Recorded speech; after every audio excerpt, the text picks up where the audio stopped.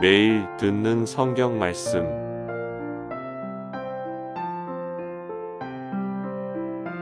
출애굽기 2장.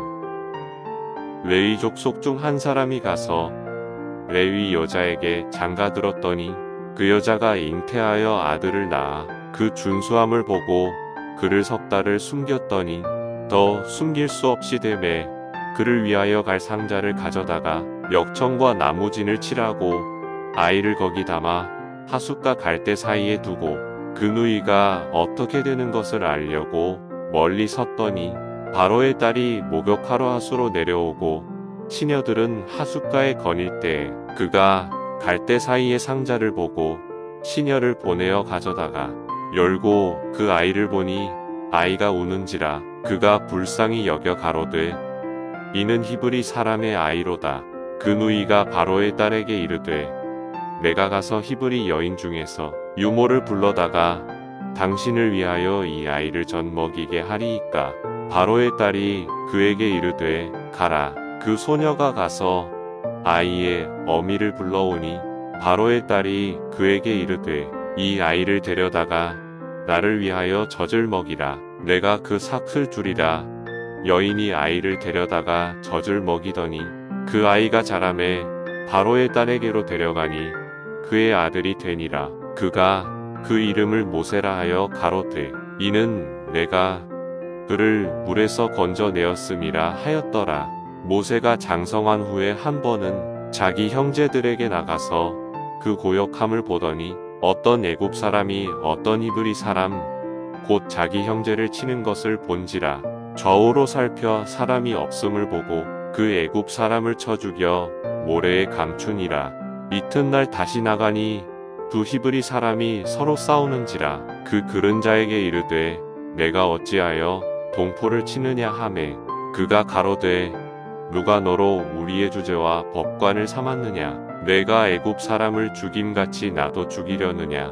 모세가 두려워하여 가로되 일이 탈로 되었도다.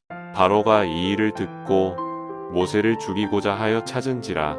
모세가 바로의 낯을 피하여 미디안 땅에 머물며 하루는 우물 곁에 앉았더라. 미디안 제사장에게 7 딸이 있더니 그들이 와서 물을 길어 구유에 채우고 그 아비의 양무리에게 먹이려 하는데 목자들이 와서 그들을 쫓는지라.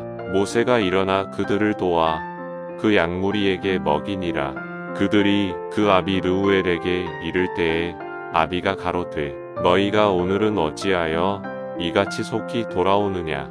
그들이 가로되 한 애굽 사람이 우리를 목자들의 손에서 건져내고 우리를 위하여 물을 길어 양무리에게 먹였나이다. 아비가 딸들에게 이르되 그 사람이 어디 있느냐. 너희가 어찌하여 그 사람을 버리고 왔느냐. 그를 청하여 음식으로 대접하라 하였더라. 모세가 그와 동거하기를 기뻐하매 그가 그 딸 십보라를 모세에게 주었더니 그가 아들을 낳음에 모세가 그 이름을 게르솜이라 하여 가로되 내가 타국에서 객이 되었음이라 하였더라.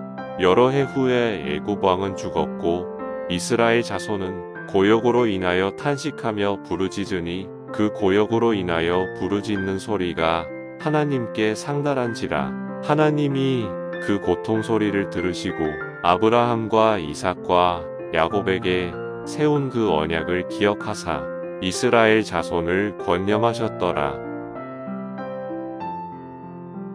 출애굽기 2장 말씀 내용.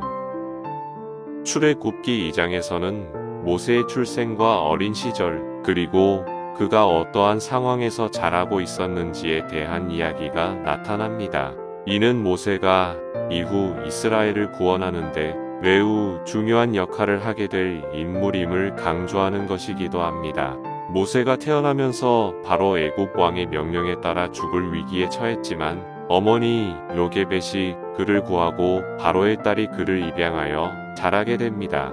이러한 일련의 사건은 하나님의 보호와 함께 모세를 이스라엘의 구원자로 준비하는 과정임을 상징적으로 나타내고 있습니다. 또한 모세가 어릴 적부터 이스라엘 백성이 노예로 살고 있다는 사실을 알게 된 것은 이후 모세가 애굽에서 이스라엘을 구원하는 데 있어서 중요한 동기부여 요인이 됩니다. 모세가 미디안 땅에서 자연 생활을 하며 양을 치며 살다가 이스라엘 백성을 구원하기 위해 애굽으로 돌아가는 모험을 시작하게 되는데, 이는 하나님의 계획에 따라 모세가 구원자로서의 역할을 이행하게 되는 것입니다.